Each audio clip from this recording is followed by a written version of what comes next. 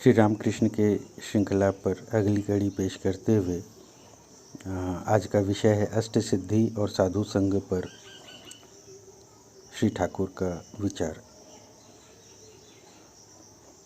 अवसर है परमहंस श्री रामकृष्ण का जन्मोत्सव सन 1885। आज ठाकुर, आपको याद होगा कि श्री रामकृष्ण परमहंस को लोग ठाकुर के नाम से भी पुकारते थे। आज ये बड़े प्रसन्न हैं, अपने शिष्यों और दर्शनार्थियों से घिरे हुए हैं। पर एक बात देखने की है, संत केवल कथन मात्र से संत नहीं होते हैं। उन्हें दूसरों के सुख की पूरी चिंता होती है और मन आत्मानंद में लीन। मसलन किसी को बैठने के लिए आसन की व्यवस्था करने को कह रहे हैं और किसी के लिए कुछ खाने का इंतज़ाम करने के लिए श्री रामकृष्ण कह रहे हैं। चेहरे पर हंसी है और होठों पर मुस्कान। जुबां पर तो भक्ति रस ही टपकेगा जब भी खुलेगा। ठाकुर ने यह लगभग कभी नहीं कहा कि उन्होंने स्वयं यह बात कही या अनुभव किया। ज़्यादातर शास्त्रों से उदाहरण देखते हुए कथा के रूप में लोगों को समझाते थे।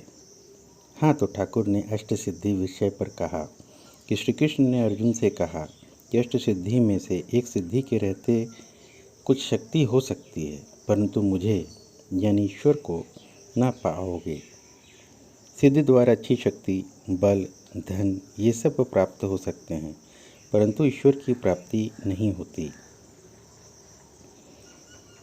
ठाकुर मनुष्य को निरपेक्ष रहने की सलाह देते हैं। कहते हैं ज्ञान अज्ञान से परे रहो। कई कहते हैं अमुक बड़े ज्ञानी हैं, पर वास्तव में ऐसा नहीं है। वशिष्ठ इतने बड़े ज्ञानी थे, परंतु पुत्र शोक में बेचैन हुए थे। तब लक्ष्मण ने कहा, राम, यह क्या आश्चर्य है, ये भी इतने शोकार्त हैं। राम बोले, भाई, जिसका ज्ञान है उसका ज्ञान भी है, जिसको आलोक का बोध है उसे अंधकार भी है, जिसे सुख का बोध है उसे दुख का भी है, जिसे भले का बोध है उसे बुरे का भी है। भाई, तुम दोनों से परे चले जाओ। अब एक बात है, कहने और करने में फ़र्क है। कहना आसान है कि न्यूट्रल हो जाओ, निरपेक्ष हो जाओ, पर बहुत बार ऐसा देखने में आता है कि गृहस्थ ही नहीं वरन संन्यास लेने के बाद भी परिवार का मोह नहीं छूटता। बात सन 1998-99 की है। उन दिनों मैं हरिद्वार के एक आश्रम में रह रहा था।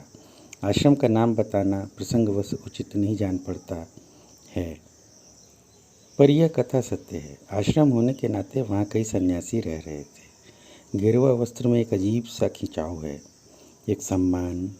इसको धारण करने वाले के लिए अपने आप अंदर से प्रफुल्लित होने लगता है।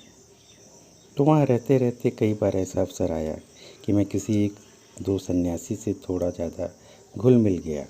ये ज़्यादातर नए सन्यासी थे।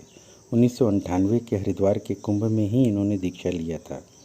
बात करने के सिलसिले में मैंने जिज्ञासावश पूछ लिया कि क्या कभी घर की याद नहीं आती।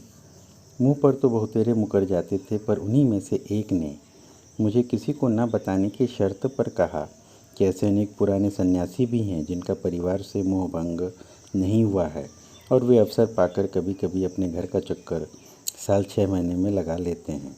यही नहीं, उन दिनों मेरे कमरे के बगल में एक दंडी स्वामी रहते थे। सुबह शाम नियम से अपनी संध्या किया करते थे।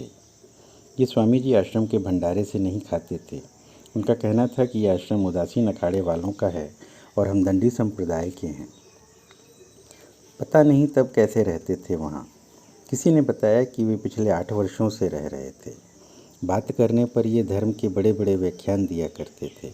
इन्हीं महाशय के बारे में मेरे उक्त मित्र सन्यासी ने, हाँ, अब तक हमारी मित्रता भी हो गई थी उन सन्यासी महाशय से, कहा कि दंडी स्वामी का भोजन जो बाहर से आता है वह उनके परिवार से ही आता है। सच बताऊं तो उन्होंने बहुत सारी ऐसी बातें बताईं जो यहाँ चर्चा करना उचित नहीं होगा। यहाँ यह बता देना उचित जान पड़ता है कि ऐसा नहीं है कि सभी सन्यासी एक से हैं।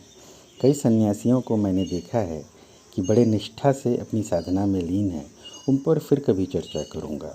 खैर, हम मूल प्रसंग पर लौटते हैं। जब श्री रामकृष्ण परमहंस संपूर्ण त्यागी की बात करते हैं तो क्या किसी साधारण मनुष्य के वश में है? विरले हैं जो कर पाते हैं, और जो कर पाते हैं वे सच्चे अर्थों में सन्यासी बनने के योग्य हैं। साधु सत्संग पर श्री ठाकुर ने एक बार अपने गुरु श्री तोतापुरी महाराज के उपदेश की चर्चा करते हुए कहने लगे कि लोटा रोज रगड़ना चाहिए, नहीं तो मैला पड़ जाएगा। इसी से साधु संग की आवश्यकता पर श्री परमहंस के विचार दृष्टिगोचर होते हैं। वो स्वयं भी अपने शिष्यों और भक्तों को सदैव सत्संग के लिए प्रेरित करते थे। दक्षिणेश्वर में, जहाँ उन्होंने अपने जीवन का मुख्य काल गुजारा, वह सबों को अपने पास आने के लिए हमेशा प्रेरित करते रहे। लोगों को तो उनका पता नहीं था, पर वह ज्ञान के सागर सबों को अपना ज्ञान बांटने में अंत समय तक तत्पर रहे। अपने शरीर की भी परवाह नहीं की।